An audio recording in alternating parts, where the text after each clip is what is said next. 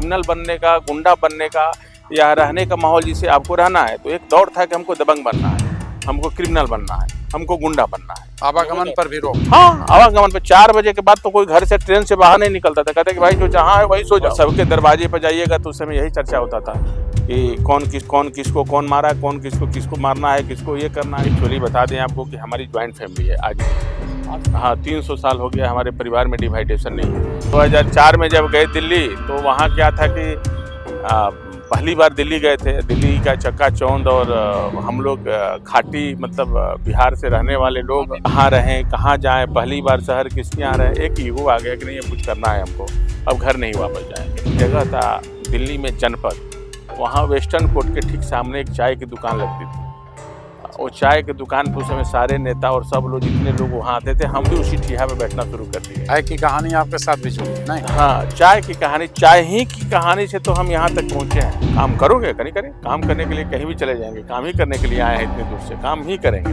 जब उस समय 25 रुपये का दौर था, 50 रुपये 25,000 रुपये दिए, तो फिर मैंने कुछ अपना जीवन में जो भी चीज़ें थी किया और बम्बे का टिकट दिया, उसे हवाई जहाज से जेट गिफ्ट टिकट थी, फ्लाइट पहली बार। बक्सर का इतिहास जो है अयोध्या से पहले का है और काशी के समक्ष है और काशी का ही पार्ट माना जाता है बक्सर। तो मैंने कहा कि जहाँ राम का शिक्षा स्थली, जहाँ राम का कर्म भूमि, जहाँ प्रभु श्री राम जो है राम बने, जहाँ माता अहिल्या का उद्धार हुआ प्रभु के कमलों द्वारा, हमको लगा कि नहीं, कोई एक आदमी को बक्सर के बेटा को निकलना चाहिए अब बक्सर की लड़ाई के लिए। यूज इन थ्रो हमेशा बक्सर का शोषण हुआ, हमेशा बक्सर की अभी तक तो बक्सर के रहे शुरुआत में, बक्सर के लोग जो बहुत कम समय रहे। अद्भुत है। आज के तारीख में अगर आप विद्या दान कर रहे हैं, साथ में और सामाजिक काम कर रहे हैं, तो किसी से मैं एक पैसे की चंदा नहीं लेता हूँ। सनातन धर्म के संस्कारों को स्थापित करने का प्रयास में विश्वामित्र हाँ कर रही है। और उसमें बच्चों को मैं ये भी कह रहा हूँ कि भाई सुनो, जितने क्षेत्र के बच्चे हैं आपके, जो बच्चे नहीं पढ़ रहे हैं वहाँ भेजिए, निःशुल्क पढ़ाइए। हाँ, तो मेरा ये कहने का मेन मकसद था कि आखिर क्या कारण है कि हमारा बक्सर जो है सबसे पिछड़ा हो गया। आज बिहार का सबसे पिछड़ा हुआ जिला बक्सर है कि देश का प्रधानमंत्री हमारे इतने यशस्वी हैं और इतने सनातनी हैं कि यार हर जगह हमारा मंदिर, काशी से लेकर अयोध्या तक सबका निर्माण हो गया, लेकिन नेतृत्व करने वाला आदमी जो यहाँ का है वो ये नहीं बता पाया कि नहीं सर, ये जो है बक्सर भी इसी सनातन संस्कृति का एक पार्ट है, अयोध्या से कम नहीं है हमारा बक्सर। तो वहाँ जो बीजेपी के कहा जाता है कि मंत्री भी रहे, अरे बता न रहे हैं कि हम नाम तो नहीं लेंगे किसी का, लेकिन ये जरूर कहेंगे, आप समझ लीजिए कि बक्सर का कितना विकास हुआ है। हमारी लड़ाई कोई नहीं, हमारी लड़ाई यह है कि हमारा जो बक्सर का इतिहास है उस धरोहर को महर्षि विश्वामित्र कॉरिडोर बनाया जाए। सनातन संस्कृति की लड़ाई है हमारा, उसी के लिए बक्सर जाना जाता है। सीधे सीधे हिंदुओं का पूरा एजेंडा उठाए हुए हैं बक्सर के बाहर। नहीं, देखिए, हिंदुओं का एजेंडा क्या होता है, सनातन संस्कृति की बात करते हैं और सनातन संस्कृति में हमारी ताकत है। और ये तो लड़ाई कुछ ऐसे ही लड़ी जा रही है, लेकिन बक्सर किस लिए जाना जो भारत, हाँ, लेकिन ये विश्वामित्र की नगरी है, ये विश्वामित्र नगरी का मांग किए हैं हम सरकार को कि बदलना पड़ेगा आपको। नमस्कार, मैं कौशलेंद्र प्रियदर्शी, आप देख रहे हैं न्यूज फॉर नेशन का पॉडकास्ट। जी हाँ, और हमारे साथ एक नवयुवक हैं जिन्हें सन ऑफ सनातन कहा जाता है। अब सवाल है कि आखिर सन ऑफ सनातन के साथ हमें पॉडकास्ट करने की जरूरत क्या पड़ गई? आखिर ये जिनका नाम राजकुमार चौबे है करते क्या हैं? क्यों जरूरत है इनकी बातों को बिहार के लोगों तक पहुंचाने की? हालांकि ये बक्सर के रहने वाले हैं, वहाँ शिक्षक परिवार में पैदा हुए थे, लेकिन जिस दौर में राजकुमार चौबे जी का जन्म हुआ, वो दौर में बिहार दंश झेल रहा था, पलायन का और साथ में नरसंहार का। विधि और व्यवस्था के हालात यह थे कि आप कब, कहाँ, कैसे किसी हादसे, किसी अपराध का शिकार बन जाएंगे, ये कोई नहीं जानता था। स्थिति यह थी कि बिहार का नाम ही बाहर में नरसंहार का राज्य पड़ गया था। ऐसे आप थोड़ा पीछे जाएंगे तो 1970 के दशक में विदेशी पत्रकारों का हुजूम आता था और बिहार को भारत का नाला कहा जाता था। हालांकि कहा जाता है श्री बाबू ने बहुत विकास किया, लेकिन धीरे धीरे सियासत के कदमों के सहारे बिहार चलने लगा, लेकिन पलायन का दौर यहाँ कभी नहीं थमा। उसी दौर में पैदा हुए राजकुमार चौबे बिहार से बाहर जाते हैं, यानी पढ़ने के लिए भी पलायित कर जाते हैं। और आज की तारीख में जब 2 करोड़ प्रवासी बिहारी बाहर हैं रोजगार को लेकर के, उस दौर में राजकुमार चौबे लोगों को रोजगार भी दे रहे हैं। लेकिन एक बड़ी बात होती है ना कि किसी किसी को जन्मभूमि से बहुत प्यार होता है। राजकुमार चौबे का दर्द भी यही है। ये बक्सर के रहने वाले हैं। जी हाँ, बक्सर। रामचरितमानस में एक बड़ी अच्छी पंक्ति है बक्सर के बारे में, बता दें कि गुरुगृह गए पढ़न रघुराई, अल्पकाल विद्या सब पाई।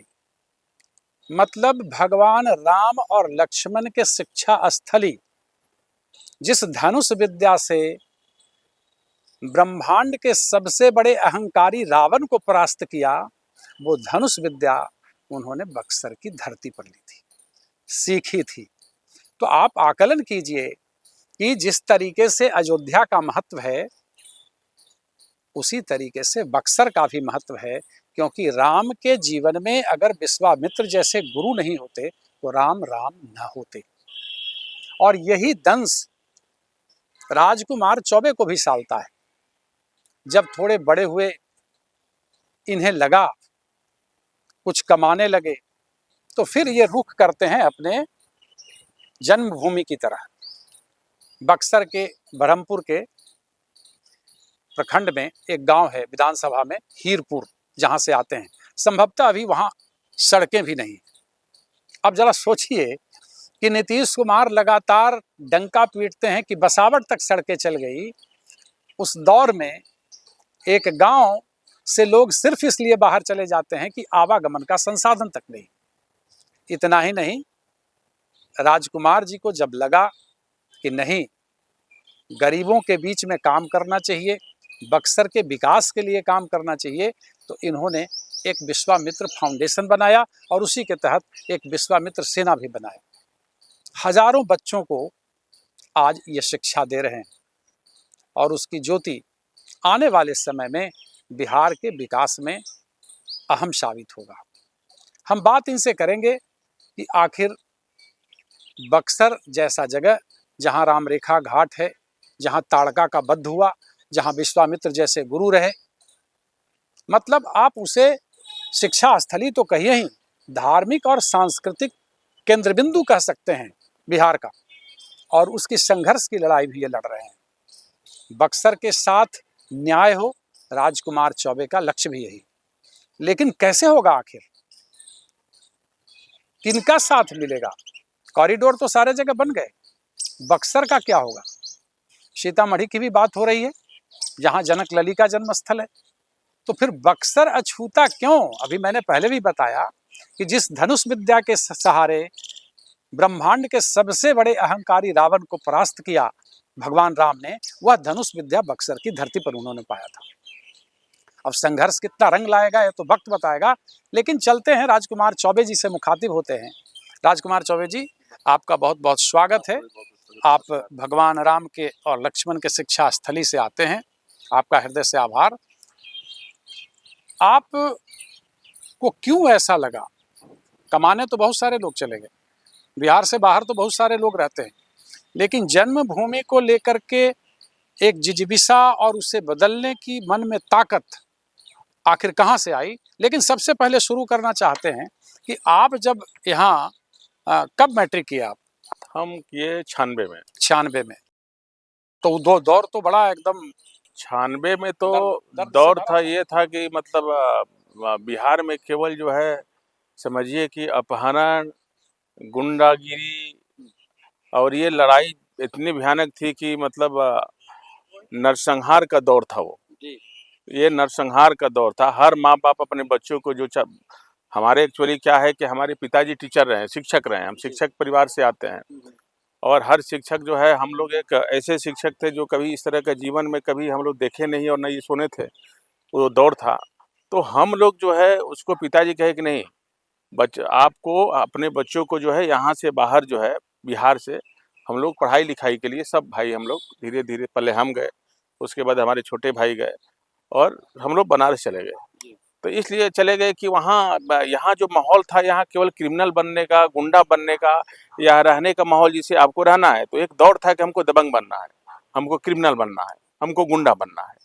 तो ये दौर था। यहाँ उस समय के जितने बच्चे थे जो हमारे साइड में, सब लोग काटा बंदूक पिस्टल लेके रखते थे और घूमते थे, किसी न किसी गैंग में जाते थे, किसी न किसी के साथ राइफल हथियार लटका के चलते थे, किसी न किसी के साथ। और सबके दरवाजे पर जाइएगा तो उस समय यही चर्चा होता था कि कौन किसको कौन मारा, कौन किसको मारना है, किसको ये करना है। सब घर में आसपास में यही लोग, ये फलाना जो है वहाँ ये हुआ, खाली यही सब बात होती थी। शिक्षा का कोई मतलब ही नहीं था उस समय।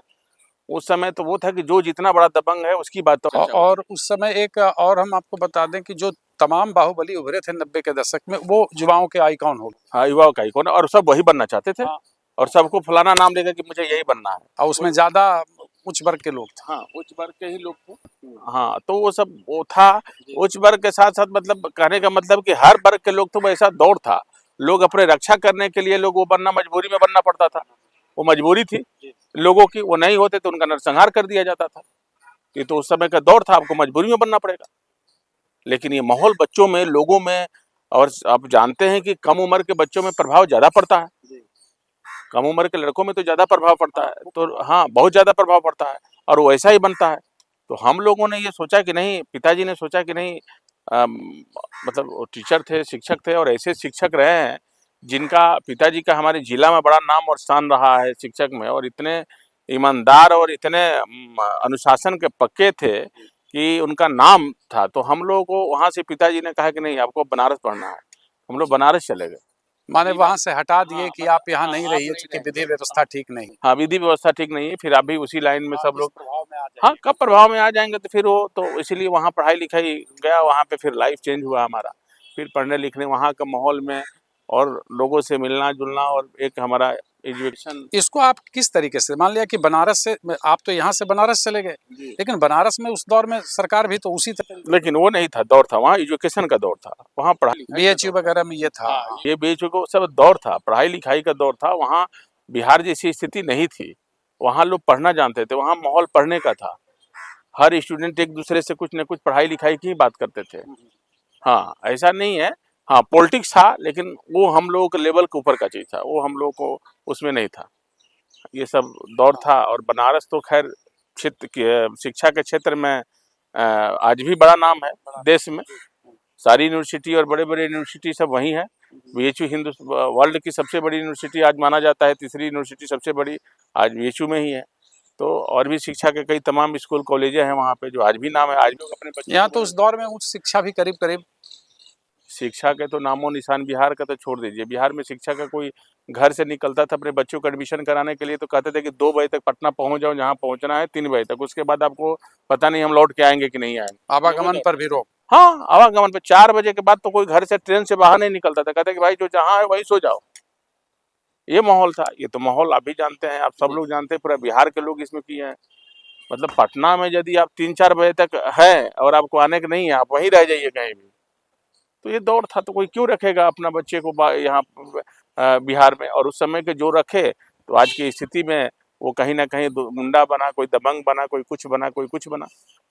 माहौल ही ऐसा था। अवैध धन की उगाही है ना। धन की उगाही। और एक माहौल था, सबसे खतरनाक माहौल क्या था कि उस समय यही न्यूज आता था कि अरे वो फलाना का अपहरण हो गया, अरे उसको अपहरण के, हाँ, खाली अपहरण का मामला होता था। ये आज उसको उठवा लिया गया, आज उसके बच्चे पढ़ने गया उसको उठा लिया गया। मतलब कोई ये न लोग बताते थे कि यहाँ तक जानबूझकर कोई संपन्न परिवार भी था तो एकदम एकदम साधारण से वेशभूषा में रहता था कि ये कोई ना जाने कि हमारे पास पैसा है।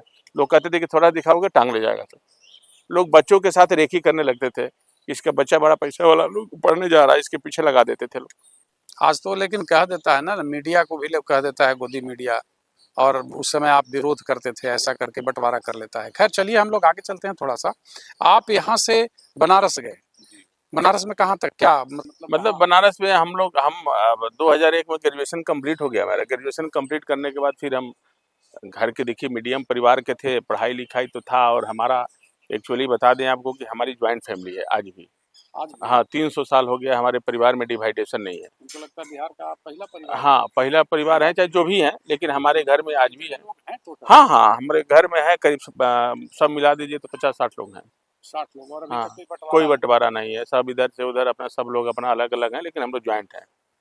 और ना ही कोई खेत में बंटवारा, ना कोई चाचा का अलग मकान, कोई ना कुछ, कोई हमारे घर में ऐसा कुछ अभी ये नहीं। भी एक खबर है। हाँ। आज के दौर में अगर आप जहां सामाजिक रिश्ते बिखर रहे हैं, उस दौर में, भौतिकवादी युग में, उपभोक्तावादी संस्कृति में, उस दौर में राजकुमार चौबे जी का 300 साल से चला आ रहा अटूट और सामूहिक परिवार अभी तक कायम है।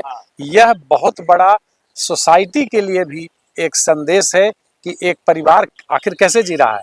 जब यह सामूहिक परिवार में जी रहे हैं तो हर कोई जी सकता है, लेकिन जहाँ स्वार्थ है ना, वहाँ चीजें बिखरती हैं। नहीं, सबसे बड़ा क्या है ना कि जो हम लोगों ने अभी तक सीखा ज्वाइंट फैमिली में, कि एक प्रेम और एक त्याग, दोनों चीज जरूरी है। और ज्वाइंट फैमिली में बहुत कुछ मिलता है आपको, जितनी चीजें और सुकून ज्वाइंट फैमिली में है, और जितना आनंद है उतना आनंद कहीं नहीं। तो बड़ी आज तक उस चीज की जो है हम लोग कहीं भी उसको बड़ा आनंद उठाते हैं। प्रभु की कृपा है, सीताराम भगवान की कृपा है, राम की कृपा है कि हम लोग आज भी वैसे ही हैं। अब आगे की तो नहीं, लेकिन अभी तक तो ऐसे ही हैं। आगे कौन जानता है। आगे कौन नहीं जानता है, लेकिन अभी तक तो ऐसा फिर है। बक्सर में तो वाराणसी में आपने पढ़ लिख लिया। हाँ, बनारस से पढ़ लिखा, बनारस में भी अपना घर मकान है, दिल्ली में भी घर मकान है, वाह। पटना में भी है, मुंबई में भी है, और सब। पढ़ने लिखने के बाद फिर कहाँ? हाँ, पढ़ने लिखने के बाद सीधे दिल्ली चले गए। तो दिल्ली नौकरी मिली? दिल्ली बीए के बाद तो मतलब पिताजी के ही पैसे से घूमते होंगे ना, पढ़ तो वही रहे। नहीं, पिताजी के पैसे से तो पढ़ रहे थे, लेकिन पिताजी के जब बनारस गए तो फिर अपने बल पे गए। और उस समय का भी दौर जो है वही था, 2004 करके लगभग में 2001 पास आउट किए, 2002-3 तक ऐसे ही जाते रहते थे। एक्चुअली परमानेंट 2004 में गए दिल्ली। तो 2004 में जब गए दिल्ली, तो वहाँ क्या था कि पहली बार दिल्ली गए थे। दिल्ली का चक्काचौंध, और हम लोग खाटी, मतलब बिहार से रहने वाले लोग, खाटी बिहारी, और वो समझ में नहीं आता था कि वो दौर क्या है। मतलब कोई रहने वाला नहीं, कोई देखने वाला नहीं, कहाँ रहें कहाँ जाएं, पहली बार शहर किसके यहाँ रहें। एक ईगो आ गया कि नहीं, ये कुछ करना है हमको, अब घर नहीं वापस जाएंगे, मुझे कुछ करना है।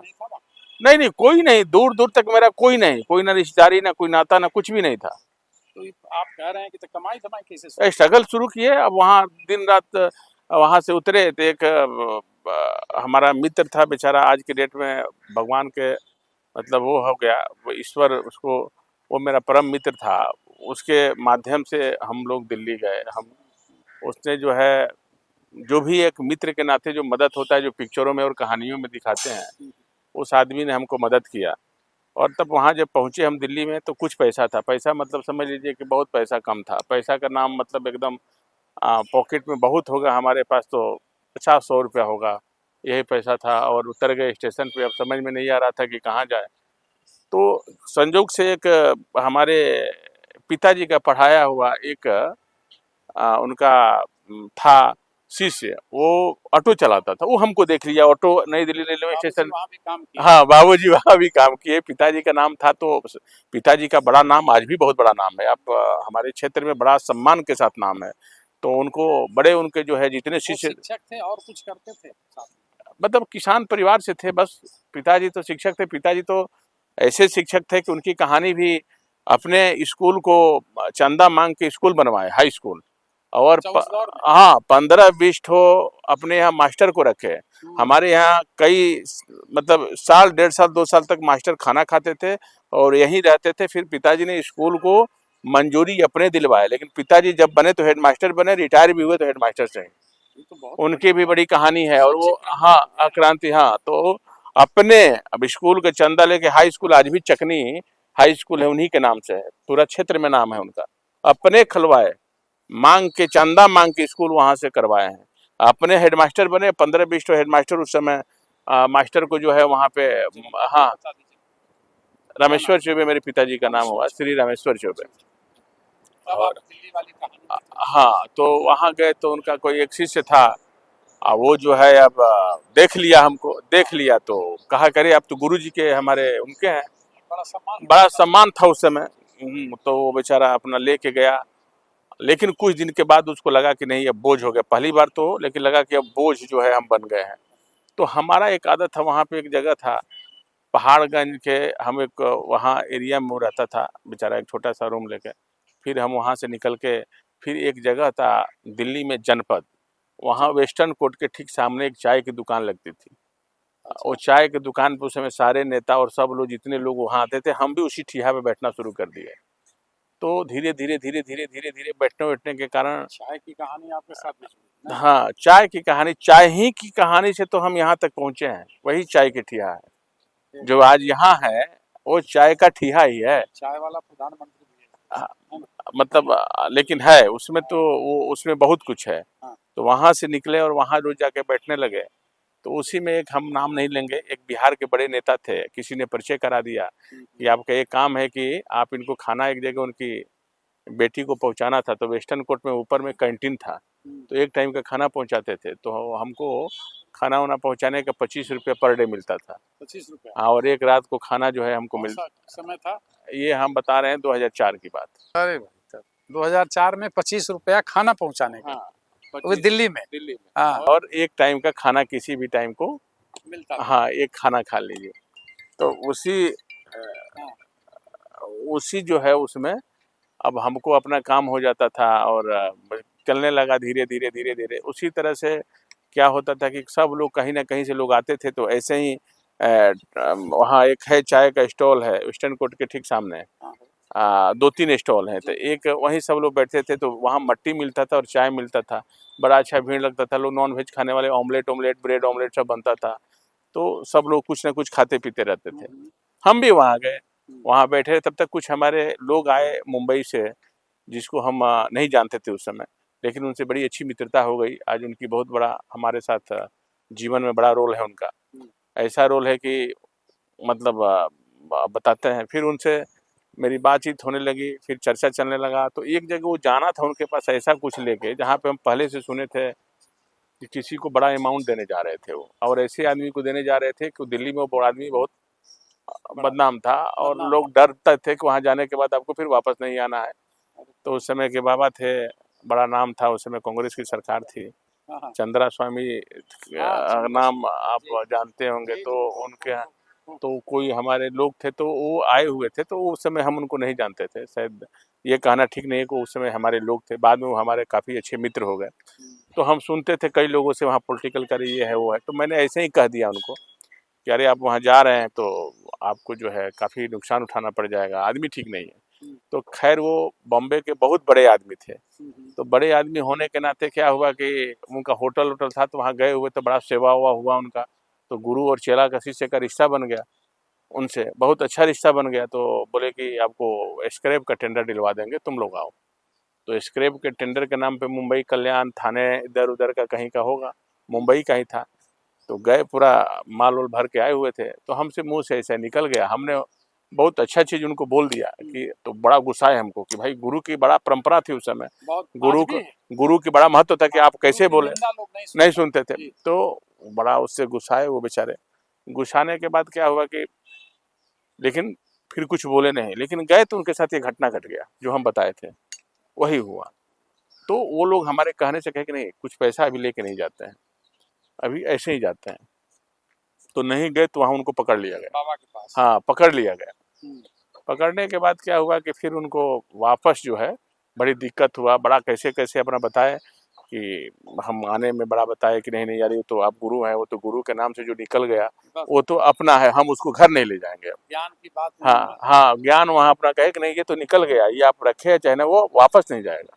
तो बड़ा द्रवित हो गए, कहें कि नहीं नहीं। तो फिर वो बदल गए, कहे कि ठीक है, कहे कि चलिए ना गाड़ी भेज दीजिए, जहाँ हम रुके वहाँ से निकाल के दे देते हैं। तो 2-4-5 लोग उनके साथ चलते थे, बड़ी गाड़ी चलती थी, गाड़ी में बैठा है। उस समय पहाड़गंज में बहुत भीड़ लग रहा था, उस समय एक नया नया कोई होटल खुला था, उसी होटल में बेचारे वो रुके हुए थे और भीड़ बहुत ज़्यादा था। तो वो लोग भागे, वहाँ से निकल के गए, तो होटल में गए तो फिर निकलवे नहीं किए। और संजोग से धीरे धीरे वो लोग होटल बदल दिए। होटल बदलने के बाद हमको खोजते हुए एक दिन आए तो हम शायद उनसे नहीं मिल पाए। लेकिन वो देखिए उस समय के आदमी का दौर का ईमानदारी का दौर, देखिए थोड़ा सा एक एहसान अनजाने में कितनी अच्छी दोस्ती बन जाती है और आदमी कहाँ से कहाँ रिश्ता पहुंचा देता है। और आदमी फिर जो है वो आए हमको खोजते हुए, तो अगले दिन मिले, बोले कह रहे तुमको कल खोज रहे थे। तो हम बोले कि अच्छा।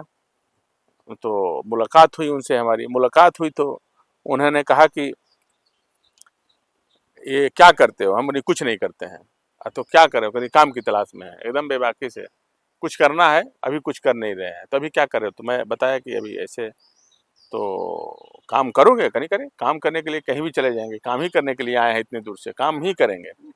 फिर उन्होंने कहा कि अच्छा ठीक है। उन्होंने हमको उस समय 25,000 रुपया दिया। जब उस समय 25 रुपये का दौर था, 50 रुपये 25,000 रुपये दिए। तो फिर मैंने कुछ अपना जीवन में जो भी चीज़ें थी किया और बॉम्बे का टिकट दिया उसे, हवाई जहाज से, जेट की टिकट थी, फ्लाइट पहली बार। हाँ उस समय जेट था, जेट से गए बॉम्बे में। फिर बॉम्बे में जाने के बाद बहुत तरह का उनके साथ संजोग था कि लकली कुछ बड़ा काम करते थे, उसमें मेरे रहने से एक बड़ा काम हो गया उनका। तो वो लोग ईमानदारी से हमको उस समय का पैसा था, हमको ऐसा पैसा अमाउंट भारी भरकम दिए कि हमारे घर में आज तक उतना बड़ा पैसा ही कोई नहीं देखा था, खासकर हम भी नहीं देखे थे। उस समय में 5-10 लाख रुपया बहुत महत्व रखता था। तो उस समय पिताजी और सब घर के देख माता जी को दिखाए तो माता जी का होश ही नहीं आया। पिताजी को भी बड़ा कहा कि इतना कभी जिंदगी में, उस समय का महत्व था भाई। और मास्टर और शिक्षक का 10,000 12,000 वेतने होता था।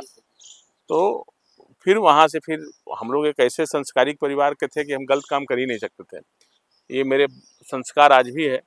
और इस तरह का काम तो उनको लगा कि मेरा बेटा भाग गया है कहीं, वो गलत कामों में चला गया है। और हाँ इतना जल्दी और इतना बड़ा, मतलब पैसा ज्यादा देख करके और हाँ और इतना जल्दी इतना चीज कैसे हो गया, ये संभव नहीं है।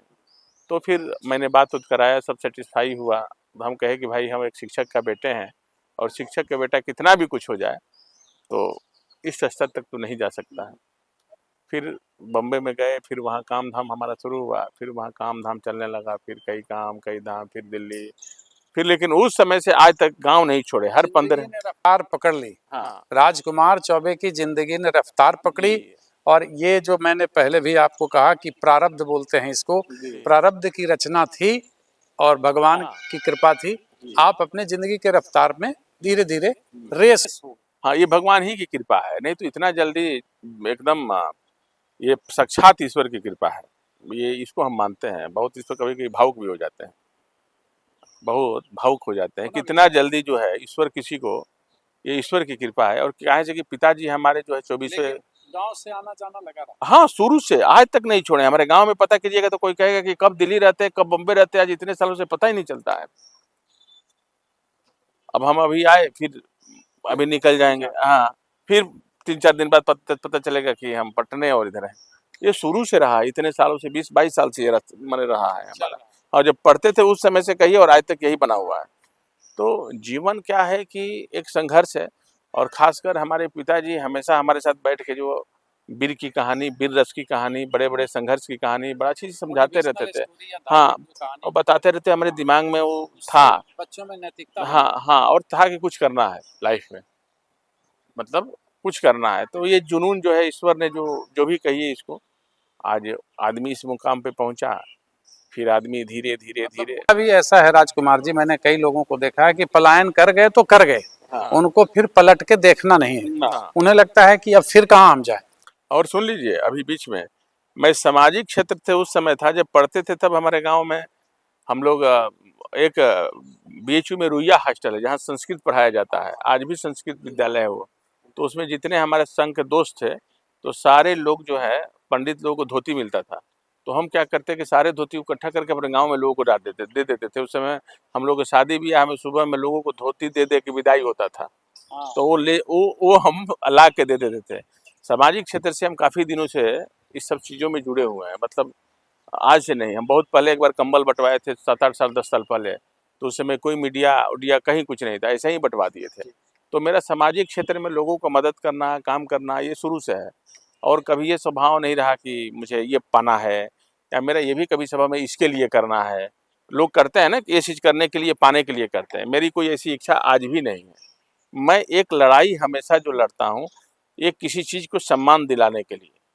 और उसकी लड़ाई मेरे जीवन में शुरू से है, या अपने आप की हो या अपने परिवार को हो या समाज का हो। तो मान लीजिए कि उस समय का दौर था, आदमी उससे निकल के थोड़ा ऊपर हुआ तो सामाजिक क्षेत्र में लगा कि नहीं कुछ है हमारे पास, यदि थोड़ी सी भी ईश्वर ने हमको कुछ एक्स्ट्रा दिया है तो समाज के क्षेत्रों में कुछ करना चाहिए। तो आज उसी का चलते जो है कुछ गरीब बच्चों को भी पढ़ाते हैं, अपना बक्सर में कुछ गरीब जगहों पर पढ़ाते हैं, कुछ और भी कई क्षेत्रों में जो लोगों को कुछ न कुछ किसी न किसी रूप में मदद करते रहते हैं। तो जो हमको दिया है तो ये शुरू से हमारा है और ये हमारा परिवार का भी स्वभाव है। आप तो वहाँ हमारे परिवार का भी स्वभाव है। समाज को करके दर्द आपको शुरू से जो रहा, फिर आपने जब अपनी जिंदगी को सेटल्ड किया भगवान की कृपा से, उसके बावजूद भी आप और उसमें रुचि से लगे। हाँ। लेकिन अब ये है, चूंकि हम लोग एक आपका निजी जीवन का पार्ट था और बड़ा ही रोचक है यह कि कोई लड़का कोई छात्र जाता है बनारस पढ़ता है, उसके बाद आप दिल्ली जाते हैं 200-300 रुपये लेकर के, वहाँ किसी का बोझ बनते हैं, फिर 25 रुपये में खाना पहुँचाते हैं। ये बड़ा मतलब आप मार्मिक भी कह सकते हैं, मोटिवेशनल भी कह सकते हैं। नहीं तो बहुत सारे लोग टूट जाते हैं इसमें कि अब क्या करें, अगर उनसे बातचीत करें, अब तो हम तो खाना उना पहुँचा रहे हैं। लेकिन अगर आपके अंदर दम है तो जिंदगी दम नहीं तोड़ती है ना। जिंदगी एक चीज है जिसके पास संघर्ष करने की क्षमता है वो इतिहास बनाता है। जो स्ट्रगल खराब चीज नहीं है, स्ट्रगल आपको एक पहचान दिलाता है। और जो स्ट्रगल में जो जुनून में जो मजा है ना वो कहीं मजा नहीं, कहीं मजा नहीं। हाँ, आपको टूटना नहीं है, सकारात्मक ढंग से ईश्वर जीवन। कहता है कि परीक्षा लेता है। ये युवाओं के लिए भी प्रेरणा है कि बिहार का एक नवयुवक उस दौर में जिसका जन्म होता है, पढ़ाई होती है, जब बिहार जल रहा था और वह पलायन करता है पढ़ने के लिए यहाँ से बनारस, बनारस से दिल्ली जाता है और कम ही दिनों में अपने संघर्ष के सहारे कर्तव्य पथ पर चलते हुए जिंदगी में कुछ अहम ऐसा बटोर लेता है, उससे उसके परिवार भी चकित होते हैं, उनके पिता भी चकित होते हैं। लेकिन फिर वो रास्ता धीरे धीरे वहाँ उस रास्ते पर वो फर्राटे से चल देते हैं। लेकिन उस दौर में उन्हें जन्मभूमि की याद सताती रही, क्योंकि छात्र जीवन से ही वे धार्मिक कार्यों में रुचि लेते थे। राजकुमार चौबे जी, तो फिर आगे क्या हुआ? फिर आगे काफी सालों से हम लोग सामाजिक क्षेत्र में थे ही, काम दिल्ली बम्बई आना जाना रहता था। हमको लगा कि हमेशा बात होती रहती थी बक्सर के बारे में, तो हम लोग बक्सर के थे। जब बक्सर की चर्चा होती थी दिल्ली में हमारे लॉबी में बैठ के, तो कहते लोग थे बक्सर, कौन सा बक्सर? बस्तर। हम लोग तर्द बस्तर, इसलिए बस्तर और था कि उस समय नक्सल का। हाँ, तो कहते बस्तर, करेंगे नहीं भाई, और वो हेडलाइंस में इसीलिए बना होता था। हाँ, तो हम बोले कि बस्तर, तो कहीं बक्सर कहाँ है? तो बड़ा गुस्सा आवे हमको। हम करें कि भाई बक्सर जो है यूपी और बिहार का बॉर्डर है बक्सर, और इसकी भगवान श्री राम की तपोभूमि है, विश्वामित्र की नगरी है बक्सर। फिर लोग अच्छा ठीक है। फिर मैं बताता था कि फलाना सांसद है। बताया ना कि जिस धनुष विद्या को पाकर भगवान राम ने ब्रह्मांड के सबसे बड़े अहंकारी को मारा, वो बक्सर ही है। लेकिन संजोग देखिए आप, तो मतलब ये इसको जानने वाले बक्सर और बिहार के बिहार में ही लोग नहीं है कि बक्सर किस लिए जाना जाता है। ये दुर्भाग्य है। विद्या की भूमि, हाँ, विद्या की भूमि है। राम और मर्यादा पुरुषोत्तम राम के साथ साथ वहाँ रामायण काल के कुछ ऐसे घटनाएं हैं जो आज भी उसके बिना रामायण पूरा नहीं होता है। रामायण के और ये बताइए, आप जो है बक्सर के बारे में इतना जानते हैं इसलिए कि आप में भगवान की कृपा है। खैर, आप में तो साक्षात देखने से लगता है कि जो सौम्यता और जो विनम्रता और जो दिव्यता है आपके अंदर, उसमें लगता है कि उसमें राम है। तो देखिए, ये जीवन की जो है एक ऐसी कड़ी है बक्सर कि दुर्भाग्य रहा बक्सर के बारे में कि जब हम लोग बैठ के बात करते थे किसी से, तो बोलते थे कि सांसद कौन है आपका, तो मैं बता, हाँ, चुप जाती थी। तो फलाना हमारे कुछ ऐसा नहीं रहा, मैंने ऐसा कुछ नहीं, लोग सांसद पे चले आते थे, कई संसद से उस जगह का नाम बता दें हम। तो फिर मैंने लगा कि यार ये क्यों हो रहा है। एक बार क्या हुआ घटना कि एक एमपी साहब के साथ जो है हमारे जो यहाँ के हमारे बक्सर से सांसद थे, कुछ लोग हमारे यहाँ के गए हुए थे। तो वहाँ गए तो उनको कोई किसी समस्या को लेके गए थे दिल्ली और बड़ा परेशान थे, लेकिन उनको वो चीज़ें नहीं मिली जो उनको मिलना चाहिए, जो मदद मिलनी चाहिए वो नहीं मिला। तो मैं बैठा हुआ था, मैंने क्या कहते नहीं, वहाँ तो जाने के बाद गेट बंद हो जाता है, बोलते हैं कि यहाँ कोई कुछ नहीं है, आप अपने हिसाब से करिए। तो मैंने लगा कि बक्सर के बारे में इस तरह से सदियों से चला आ रहा है, ये क्या कारण है? कैसे कि हम सक्षम थे, हमको लगा कि नहीं, कोई एक आदमी को, बक्सर के बेटा को निकलना चाहिए अब बक्सर की लड़ाई के लिए। और हमारा सनातन संस्कृति का इतना बड़ा बक्सर का इतिहास है कि अयोध्या से पहले का इतिहास है बक्सर का। बक्सर का इतिहास जो है अयोध्या से पहले का है और काशी के समक्ष है और काशी का ही पाठ माना जाता है बक्सर। तो मैंने कहा कि जहाँ राम का शिक्षा स्थली, जहाँ राम का कर्म भूमि, जहाँ प्रभु श्री राम जो है राम बने, जहाँ माता अहिल्या का उद्धार हुआ प्रभु के कमलों द्वारा, चरण कमलों द्वारा, चैमन ऋषि जिनका जो है अभी प्रोग्राम हम बीच में भी किए थे, जिन्होंने पूरी दुनिया च्यवनप्राश खाती है, आज उनको हम मांग करते हैं कि भाई उस कंपनी 10% का रॉयल्टी दे, रॉयल्टी दे भाई। से सारा चीज आज अरबों खरबों की मुनाफा कंपनी कमा रही है तो रॉयल्टी नहीं देगी, उसको रॉयल्टी देना पड़ेगा। हम उसका पिटीशन डालने वाले हैं। तो वो लोगों की बात जो थी मंडली में जब चलती थी तो मुझे बक्सर क्या है, तो मुझे लगा कि यार बक्सर के बारे में कोई जानता ही नहीं है। इतना सुंदर जगह, माँ गंगा के किनारे बसने वाला इतना आध्यात्मिक और सुंदर जगह के बारे में कोई नहीं जानता है। तो हमको लगा किस लिए नहीं जानता है कि बक्सर की बात, बक्सर का जो नेतृत्व करने वाले लोग कहीं उठाते नहीं है, बक्सर की बात नहीं करते हैं, बस एक सांसद मात्र बन के जाते हैं, बक्सर की बात नहीं करते हैं। बक्सर किस लिए जाना जाता है?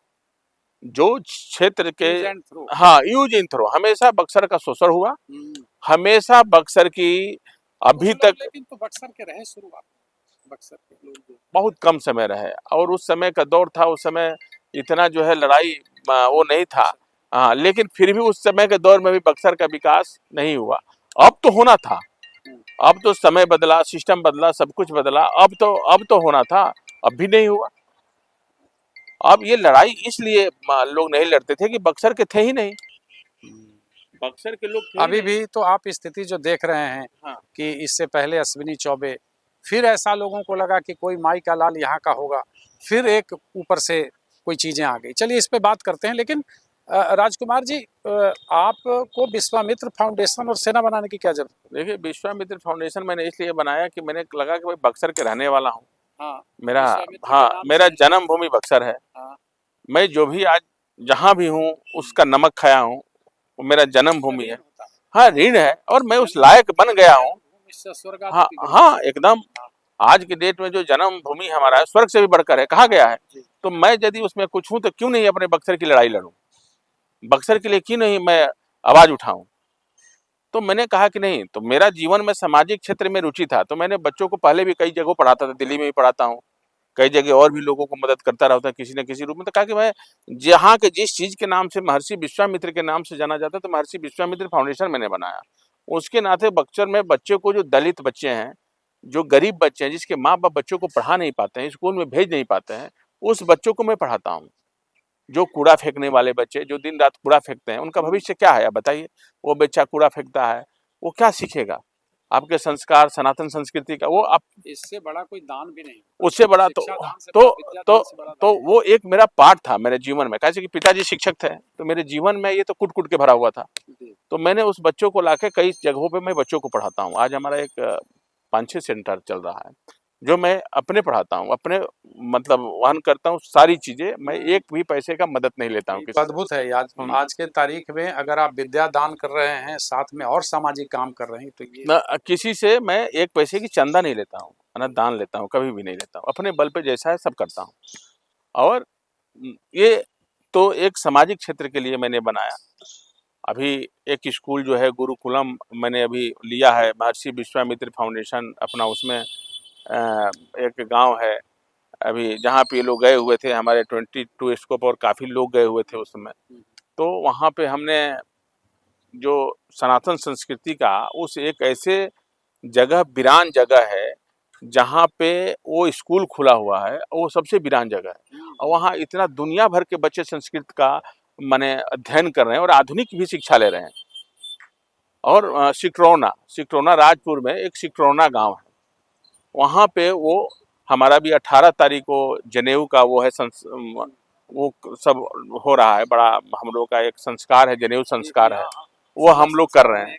हाँ हाँ, बहुत दूर से बच्चों को। और मैं ये भी कहता हूँ कि जो बच्चे नहीं पढ़ पा रहे हैं उसमें फ्री, वो भी कह रहा अभी फ्री पढ़े। सनातन धर्म के संस्कारों को स्थापित करने का प्रयास भी विश्वामित्र हाँ फाउंडेशन कर रही है।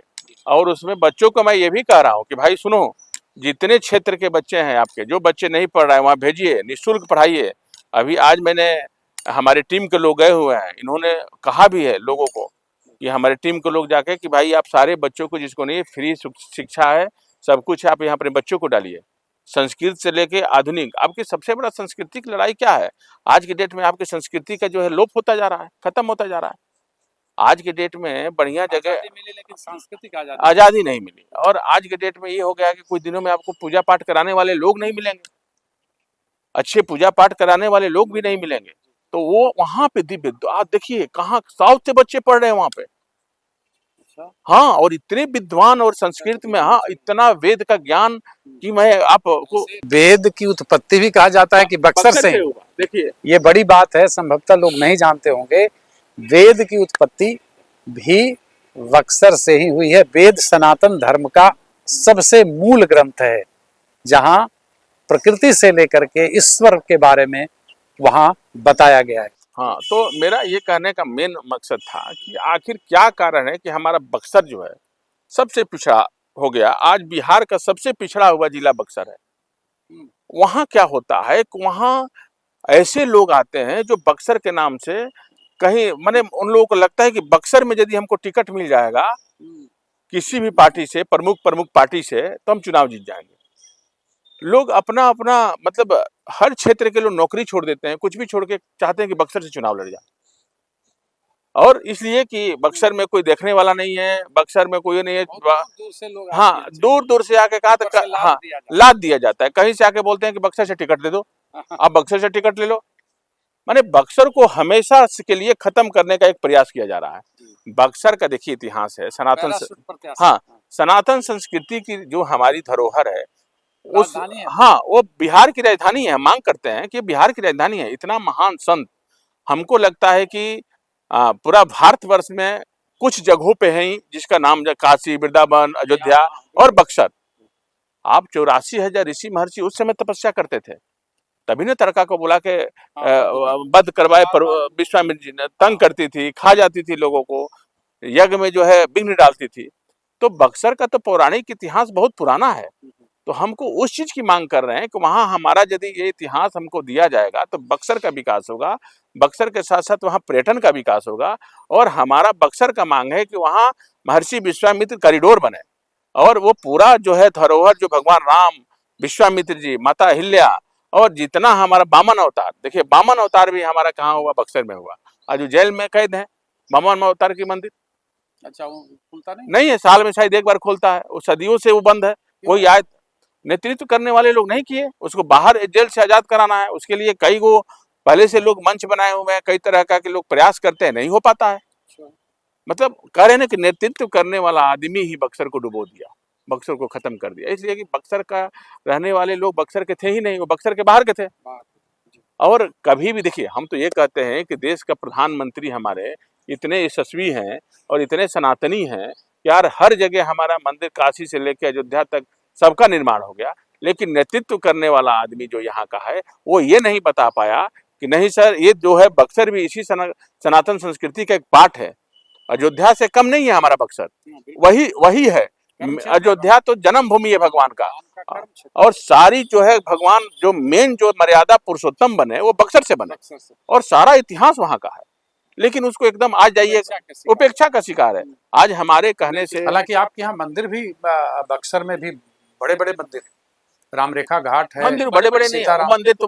वो मंदिर तो आप गए हैं जहाँ, वो मंदिर कहाँ है? वो तो राम ने एक हाँ, वो तो मंदिर बस मंदिर है, बहुत संकीर्ण, और सब वो लोग अवैध जमीन कब्जा सब वो सब करके उसको बक्सर को जो है खत्म कर दिए हैं, लोग अतिक्रमण कर दिए। अभी हमारे कहने से 20 साल में पहली बार मुख्यमंत्री गए, जब लड़ाई हमने विश्वामित्र सेना लड़ी और बक्सर के लोगों ने हमारा साथ दिया, तो मुख्यमंत्री को जाना पड़ा और अमरेखा घाट का विकास हुआ, कुछ हुआ। अभी कुछ जगह अतिक्रमण जो है टूटना शुरू हुआ है, अभी कई जगहों पर अतिक्रमण टूटना शुरू हुआ है। सबसे बड़ी बात है कि ये नेतृत्व करने, बक्सर जो है हमारा इतना सनातन संस्कृति का जगह है, वहां पे गंगा के किनारे और मेन धार्मिक जगह पे खुलेआम मीट कटता है। वो हमने विरोध किया अभी हमने अल्टीमेटम दिया है कि यदि आप ओपन में खुले में यदि आप मटन और चिकन इस तरह की दुकान काटोगे और खोलोगे तो इसका विरोध हम करेंगे और भयानक विरोध करेंगे, उग्र रूप लेंगे हम। अभी हम ज्ञापन वापन सब दे दिए हैं। यदि ये लोग नहीं, स्थल पर भी हाँ खुलेआम मीट है और कोई बोलने वाला नहीं था। आप बताइए, आप नेतृत्व करने वाले लोग हैं और उसके बावजूद भी यदि आप ये बात नहीं बोलने की हिम्मत है, नहीं हिम्मत नहीं है आप में, तो आप किस चीज के लिए हैं? जनप्रतिनिधि हैं, उनको भी इससे कुछ नहीं है, मतलब नहीं है। बक्सर के बारे में कुछ भी मतलब नहीं। अरे आपको हम बताते हैं बक्सर के बारे में कि हमारा गांव 60 साल से हमारे गांव में रोड नहीं है। अब बताइए, आधा गांव मेरा पलायन की तरफ जा रहा है। जाहिर सी बात है, आवागमन का संसाधन नहीं और इस माध्यम से मैं एक बार वो भी दिखाना चाह रहा हूं कि देखिए बक्सर कितना पिछड़ा हुआ है। आज के डेट में मुख्यमंत्री जी का योजना है कि हर गांव को जो है शहर की तरफ से रोड से जोड़ देना है, लेकिन हमारे गांव में नहीं है। तो ये तो वहाँ जो बीजेपी के कहा जाता है कि मंत्री भी रहे, मैंने बता न रहे हैं कि हम नाम तो नहीं लेंगे किसी का, लेकिन ये जरूर कहेंगे, आप समझ लीजिए कि बक्सर का कितना विकास हुआ है। ना एक कहीं हॉस्पिटल है बढ़िया, बक्सर का इतना स्थिति खराब है कि लोग दवा और इलाज के बगैर मर जाते हैं। लेकिन किसी पे तो भरोसा आपको करना होगा, मांग तो करनी होगी। कोई नेता है जो लगता है कि इस मांग को पूरा करे? नहीं, देखिए नेता की लड़ाई हमारी नहीं है, हमारी लड़ाई सरकार से है। हमारी लड़ाई कोई नहीं, हमारी लड़ाई यह है कि हमारा जो बक्सर का इतिहास है उस धरोहर को महर्षि विश्वामित्र कॉरिडोर बनाया जाए। सनातन संस्कृति की लड़ाई है हमारा, उसी के लिए बक्सर जाना जाता है। हमारा सारा विकास हो जाएगा, वहाँ पर्यटन का विकास होगा। कॉरिडोर वहाँ बना दे, तो जितने लोग साउथ आपका अयोध्या में दर्शन करने आएंगे वो हमारा बक्सर में भी आएंगे। भगवान राम की धरती है, अपने आप पर्यटन का विकास वो तो जैसे ही शिक्षा स्थली और कर्म क्षेत्र घोषित होगा, कॉरिडोर बनेगा तो वो बूम करेगा नेशनल इंटरनेशनल स्तर पे। हाँ, और बक्सर जो है हिंदुस्तान के प्रमुख शहरों में होगा और बिहार का सबसे, इसलिए है ना कि उसकी महत्ता है, धार्मिक महत्ता है, सांस्कृतिक महत्ता है, ऐतिहासिक महत्ता है और ये सब लोग जानते भी हैं, लेकिन ये नहीं जान पाते हैं कि कहाँ पे क्या है। बक्सर में ही हमको लगता है कि आज के युवा जो है, अभी के युवा बक्सर के बारे में पूछिएगा कि बक्सर किस लिए जानते हैं तो लोग नहीं जानते हैं। बिहार में तो कोई जानता ही नहीं है। आपको ऐसा नहीं लगता कि ये सियासत जो है कोई ना कोई करता है जानबूझकर? हाँ, कुछ ना कुछ जानबूझ के है, तो इसकी कहीं तो रहे हैं। आखिर क्या कारण है कि बक्सर में कुछ नहीं होता है? कुछ ना कुछ तो कारण है, कुछ ना कुछ साजिश है। गए वहां से पाए और फिर निकल लो, और कहीं अपना घर बनाए, कहीं दिल्ली में मकान बनाए, घर बनाए, अपना जिंदगी को ऐशो आराम की जिंदगी जिए। बक्सर की धरती को आपने यूज किया, लेकिन बक्सर की धरती को जब ऋण देना है, हाँ, उसका लौटाना है, तो आप निकल गए वहां से और निकल गए। आपके इन बातों से तो बिल्कुल सहमत हैं कि भगवान राम के गुरु विश्वामित्र की धरती है, उनका कर्म क्षेत्र है, उसके बावजूद भी सरकार वहाँ क्यों ध्यान नहीं दे रही? देखिए, मैं तो ये कह रहा हूँ कि आज के डेट में बिहार का नंबर 1 चैनल है, आपका देश का सबसे जाना माना आज के डेट में ये देखा जाता है। आप अपने माध्यम से भी आप बक्सर के बारे में पता कर सकते हैं कि बक्सर, और बक्सर के बारे में पता करिए कि हम जब 40 साल के लगभग उम्र हो गया हमारा, 40 साल में बक्सर का एक भी विकास कुछ नहीं हुआ। आप देख लीजिए बक्सर का क्या विकास हुआ है, कोई हमको बता दे कि बक्सर में किस चीज का विकास हुआ है। कुछ होटल्स खुले हैं तो भाई बेचारा होटल्स वाले तो होटल खोल दिए हैं, लेकिन बेचारा वो होटल चलेगा कैसे? यदि पर्यटन का विकास नहीं होगा, वहां रोजगार नहीं मिलेगा, लोगों की आर्थिक आय में बढ़ोतरी नहीं होगी, लोग घूमने नहीं आएंगे, तो उस होटल में कौन रुकेगा? कितने % बक्सर के लोग एफर्ट करेंगे उस होटल में खाना खाने के लिए, रुकने के लिए? जब वहां पर्यटन का विकास होगा, बक्सर जिस चीज के लिए जाना जाता है उस चीज को देखने आएंगे, लोग आएंगे। आज अयोध्या में देख लीजिए, पूरी दुनिया भर के लोग आज अयोध्या में आ रहे हैं। फ्लाइट में जगह नहीं होती है, कोई होटल में जगह नहीं है। 100 किलोमीटर के रेंज में अयोध्या के आसपास डेवलप हो गया। लोगों का जो अपने घर के अगल बगल गेस्ट हाउस बना दिए हैं, उनका जीवन यापन इतना जबरदस्त चल रहा है। तो वहाँ भी होना चाहिए जहाँ कर्म क्षेत्र है उनका, भव्य मंदिर। हाँ, और वो विश्वामित्र और पढ़ाई लिखाई कैसे किए, ताड़का को कैसे मारे, एक उसमें चित्रण हो, धनुष विद्या कैसे उन्होंने लिया। तो मतलब वाल्मीकि रामायण के जो 3 सर्गों में बक्सर का वर्णन है, उसको वहाँ पूर्णतः उकेरा जाना चाहिए। जाहिर सी बात है कि ऐसे होगा तो चीजें बढ़ निकलेंगी। अरे बिहार का आज के डेट में यदि वहाँ होगा तो टूरिज्म का विकास होगा, तो बिहार सरकार को फायदा नहीं होगा? आप देख लीजिए, आज वही 2 लाख करोड़ का उत्तर प्रदेश गवर्नमेंट को फायदा हुआ है। आज के डेट में देखिए सबसे बड़ा चीज बताते हैं, हमारे देश का जो भौगोलिक इतिहास है ना, ईश्वर और धर्म से चलता है। और जहां जहां साउथ में चल जाइए, सनातन धर्म से जुड़ा हुआ है। आज वो कितना डेवलप है, कितने लोग जाते हैं मैंने वही कह रहे हैं, आप उधर चले जाइए, आप जम्मू कश्मीर माता वैष्णो देवी है, हम लोगों का जरूरत तो है ही राजकुमार जी ना कि सांस्कृतिक तौर पर जो चीजें पहले से मजबूत हैं और आज कमजोर हो रही हैं उसको उभारा जाए। जैसे अयोध्या उभारा गया ना, हाँ महाकाल को कॉरिडोर बनाया। हम करें कि अयोध्या में तो लड़ाई थी, यहाँ तो कोई नहीं लड़ाई है। यहाँ तो भगवान को दिखाइए ना भाई कि वहां से आए, यहाँ इन्होंने शिक्षा पाई।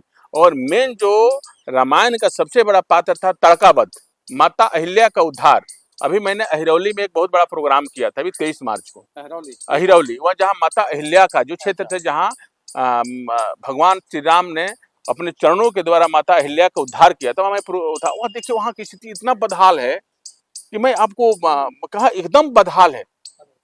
कई लोग तो वहां वादा करके गए, जबकि अहिल्या पर ही प्रसंग है कि भगवान जो है वो केवट चढ़ने नहीं देता है। केवट चढ़ने नहीं दिया और कहा कि पता नहीं हमारा नैया भी पत्थर की ना हो जाए, तो हम कमाई धमाई कहाँ से करेंगे प्रभु।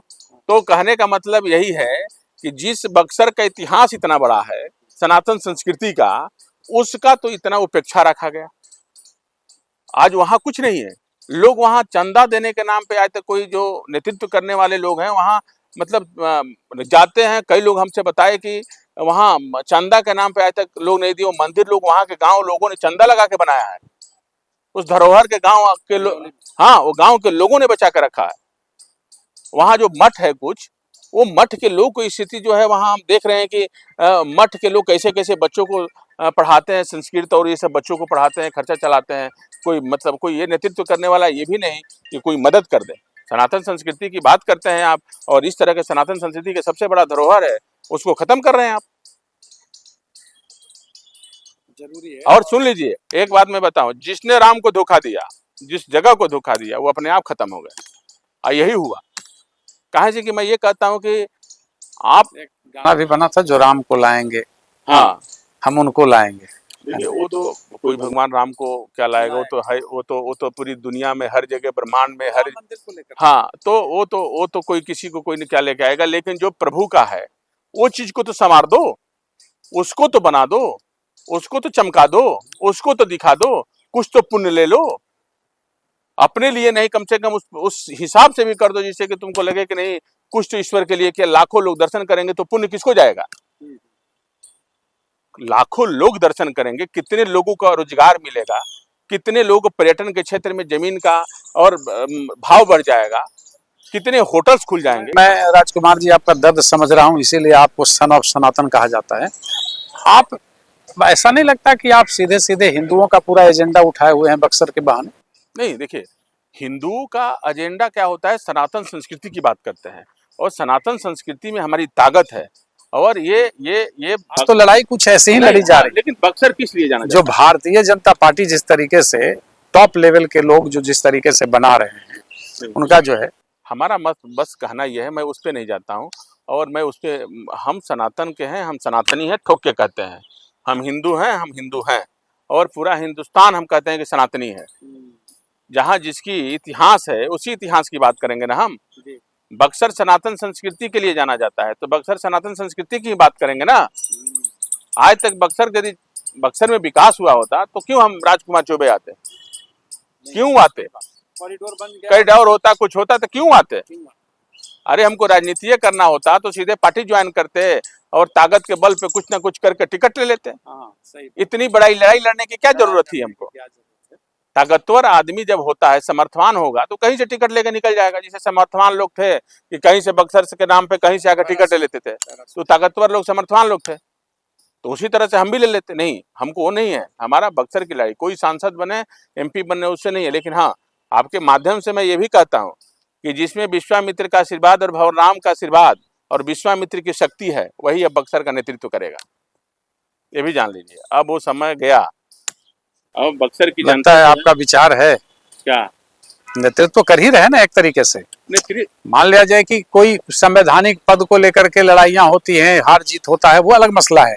लेकिन आप तो बक्सर को लेकर के जिस तरीके से आगे बढ़े हैं, बक्सर के सांस्कृतिक, सामाजिक, धार्मिक, सांस्कृतिक महत्ता को पुनर्स्थापित करने के लिए, ताकि वहां के लोगों को रोजगार मिले, लोगों को एक व्यवहार मिले, लोग वहां पहुंचे और बक्सर अपना जो पुराना छवि है, अपना जो पुराना सांस्कृतिक महत्ता है, भाई किसी से मांगी चांगी तो है नहीं, ये तो तथ्य है, रामचरितमानस से लेकर रामायण तक, तो उसको स्थापित करने के लिए आपने तो हाँ, वो तो सनातन संस्कृति का और बक्सर का जो उत्थान है उसके लिए तो कर ही रहे हैं। हाँ। लड़ाई लड़ ही रहे हैं और पूरा बक्सर की जनता साथ दे रही है इसमें, उसकी लड़ाई तो लड़ ही रहे हैं आप।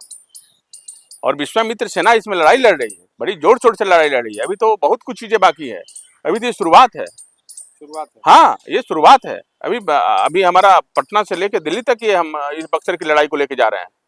सीएम ने कुछ किया था? हाँ, हमारे गाने पे सीएम गए थे, उसके धन्यवाद दिए मुख्यमंत्री को कि चलिए इतने सालों पे तो बक्सर के रमरेखा घाट माता गंगा का भी उन्होंने आशीर्वाद ले लिया। जो गंगा जो है उत्तरायणी नदी को काशी और बक्सर में ही है, तो मैं उनका कहता हूँ कि भाई बक्सर के धरती पे आके और रमरेखा घाट के कुछ चीजों, कुछ तो विकास हुआ, कुछ तो अच्छा हुआ, तो ये है। लेकिन मेरा मेन मतलब कि बक्सर में लोग आएंगे तो देखेंगे क्या। और इसका एक और कारण है कि मैं नहीं चाहता कि बक्सर का कोई नाम से जाने। विश्वामित्र की नगरी है और विश्वामित्र की नगरी हम चाहते हैं सरकार से कि विश्वामित्र नगरी सिद्धाश्रम, ये मांग है, पुराना हमारा बक्सर जाना जाता है, तो मैं विश्वामित्र की नगरी के रूप में बक्सर को जानना चाहता हूँ। हाँ, विश्वामित्र की नगरी के नाम से बक्सर का नाम। उधर भी जैसे आप दिल्ली देखिएगा, औरंगजेब रोड था तो उन्होंने उसको एपीजे अब्दुल कलाम रोड कर दिया। लेकिन ये विश्वामित्र की नगरी है, ये विश्वामित्र नगरी का मांग किए हैं हम, सरकार को बदलना पड़ेगा आपको। बक्सर का नाम आप बदलिए, हटाइए, विश्वामित्र की और उन्हीं के नाम से जाना जाता है। हालांकि इससे पहले व्याघ्रसर नाम भी था इसका, लेकिन आप बिल्कुल आपकी मांग है। और मुझे लगता है कि आज तक जो मैंने इतिहास देखा है, संघर्ष के सहारे ही सफलता की गाथा गढ़ी जाती है ना। आप भगवान राम के चरित्र को भी देखेंगे तो उन्होंने इतना संघर्ष किया जिसका कोई हिसाब किताब नहीं, है ना। राम होना आसान नहीं है, और राम संघर्ष के ही पर्याय है। हम लोग उदाहरण देते हैं, राम संघर्ष के ही पर्याय है। हम उदाहरण देते हैं, हम ये चाहते भी हैं कि हमारा बक्सर का खोई हुई गरिमा और सनातन संस्कृति जो है हमारे बक्सर वालों को मिले, और बक्सर जिस चीज के लिए जाना जाता है, विश्वामित्र की नगरी जिस चीज के लिए जानी जाती है, उसको फिर से हमारा सरकार इस पर ध्यान दे और महर्षि विश्वामित्र कॉरिडोर बनाए कि दुनिया से लोग देखने बक्सर को आए और अच्छे तरह से बक्सर का विकास हो। और भला बक्सर का नहीं, बिहार का ही विकास होगा। पूरा देश से टूरिज्म बढ़ेगा तो बिहार सरकार को भी फायदा होगा उससे। आज गया का हो गया, राजगीर का हुआ, आज देख लीजिए मिथिलांचल का जितना विकास हुआ। मिथिलांचल में जो जो चीजें हैं, मेन जो हम लोग मखाना खाते हैं, आज मखाना बोर्ड बन गया ना, आज मखाना का प्रचार पूरा देश में हो रहा है ना। आज सारा लोग मखाना के बारे में जाना है ना। अब बक्सर क्यों पीछे है? बक्सर की पापड़ी सबसे फेमस है। आज बताइए, बक्सर की पापड़ी वर्ल्ड फेमस है, लेकिन बक्सर की पापड़ी के कोई नहीं बताया जाता है, नहीं मिल जाता। आपको ही पता होगा कि बक्सर की पापड़ी। इसलिए मुझे लगता है कि जब नेतृत्व कमजोर होता है, वहाँ की बातों को नहीं उठाता है, तो वहाँ की जो स्थानीय चीजें हैं, भौगोलिक चीजें हैं, ऐतिहासिक चीजें हैं, सांस्कृतिक चीजें हैं, उसको जगह नहीं मिल पाता। देखिए, कहना क्या है ना कि सारी जगह है। इसलिए जब नेतृत्व करने वाले लोग जो है ना, आपको अपने क्षेत्र के नहीं हो, जिनके अंदर अपना जो अपना दर्द ना हो मुझे करने का अपने क्षेत्र का, तो कभी भी नहीं करेंगे। उनको क्या मतलब है? जब तक आराम से जी रहे हैं, आराम से कोई नहीं ये करने वाला है, आराम से सांसद बन रहे हैं, आते हैं, हाथ जोड़ते हैं, लोगों को बरगलाते हैं, फिर सांसद बन जाते हैं कोई ना कोई नई कहानी बना के। लेकिन अब ये नहीं होने वाला, ये अब नहीं होने वाला, अब नहीं होगा। अब बक्सर की जनता जाग गई है और बक्सर अपना खोया हुआ जो गरिमा है उसको वापस लाना चाहता है, और वो प्राप्त करके ही रहेगा बक्सर। अब सनातन संस्कृति की जो पहचान है, जो धरोहर है, उसको बक्सर पाके ही रहेगा। राजकुमार चौबे जी लगातार लगे हुए हैं बक्सर में, इन्होंने बिगुल फूंक दिया है। और बिगुल क्यों फूंका, उसके पीछे सियासत तो बाद में आता है। सामाजिक धरोहर को, सांस्कृतिक धरोहर को, धार्मिक धरोहर को वर्ल्ड फेम पर, वर्ल्ड राष्ट्रीय स्तर पर और अंतर्राष्ट्रीय स्तर पर स्थान दिलाने के लिए, और जरूरत भी है ना। जैसा इन्होंने बताया कि बक्सर अगर उसको स्थापित किया जाए अपने पुराने मापदंडों के अनुसार, तो एक बार फिर से भारत की, बिहार का नाक नहीं, भारत का नाक साबित हो सकता है बक्सर, है ना। जी, अब नाक जहां भगवान मर्यादा पुरुषोत्तम राम जहां शिक्षा पाते हैं, जहां धनुष विद्या पाते हैं, जहां विश्वामित्र जैसे गुरु होते हैं, जहां ताड़का जैसी राक्षसी मारी जाती है, मतलब अनेकों ऐतिहासिक तथ्यात्मक कहानियां हैं, धार्मिक कहानियां हैं, सांस्कृतिक कहानियां हैं, वहां राजकुमार चौबे जैसे नौजवान जो बिहार से पलायन करके बाहर जाते हैं और फिर भी उसके बाद बक्सर को लेकर के जब दिल्ली के बैठकों में ये कहा जाता है कि बक्सर क्या बस्तर, तब इन्हें पंच करता है और फिर धीरे धीरे इनकी जो कुलबुलाहट होती है, ये वापस बक्सर आते हैं। बक्सर की स्थिति इनके मर्म को भेदती है और फिर उस रास्ते निकलते हैं कि बक्सर के लिए हम क्रांति करेंगे। विश्वामित्र सेना हो, विश्वामित्र फाउंडेशन हो, जिसके सहारे गरीबों को, बच्चों को, सामाजिक रूप से कमजोर लोगों को, आर्थिक रूप से कमजोर लोगों तक सहायता पहुंचाना, उनको उनकी स्थिति से उबारना, राजकुमार चौबे ने यह काम बखूबी किया है और उसके पीछे इनकी सेना भी है और इनका फाउंडेशन भी है। अब सवाल है कि सियासत तो बहुत होता रहा, लेकिन बक्सर को आज तक उसकी पहचान क्यों नहीं मिल पा रही है? राजकुमार चौबे जैसे नौजवान जब तक रहेंगे तब तक कोई भी जगह हो, जैसे इनकी जन्मभूमि है और बक्सर की महत्ता तो स्वयं है, जैसा इन्होंने भी बताया और मैंने भी बताया। अब सवाल यही है, सरकार को सोचना होगा, जो इनकी बात है उस पर सरकार को अमल करना होगा ताकि बक्सर कॉरिडोर बने और बक्सर बिहार के लिए भी शान बने, बिहार के लिए भी जान बने, बिहार के लिए भी प्राण बने। राजकुमार चौबे जी के साथ ये हमारा पॉडकास्ट था। आगे भी इनके साथ कई सीरीज में हम बात करते रहेंगे और बक्सर के आंदोलन को लगातार उसको सही जगह तक लाने के लिए न्यूज़ फॉर नेशन भी बिगुल फूंकता रहेगा। तमाम दर्शकों को इस पॉडकास्ट को देखने के लिए धन्यवाद। आप तक ये बातें पहुंचती है तो आप भी, जहां भगवान राम की शिक्षा स्थली है, जहां से उन्होंने धनुष विद्या पाया, हम लोगों ने महत्ता बताया, राजकुमार जी ने भी बड़ी विस्तार से बताया और जो कर रहे हैं वो भी अद्भुत है, अविश्वसनीय है। बहुत कुछ लोग नहीं कर पाते, लेकिन इनका उद्देश्य है, इनका लक्ष्य है कि बक्सर को जब तक उसकी पहचान नहीं मिल जाएगी तब तक हम इस अभियान को कहीं से रोकने वाले नहीं। सरकार से लड़ाई हमारी जारी रहेगी, अहिंसात्मक ढंग से हम वहां तक बात पहुंचाएंगे। बाकी सरकार पर छोड़ते हैं कि आखिर बक्सर का दरकार उनको कब होता है।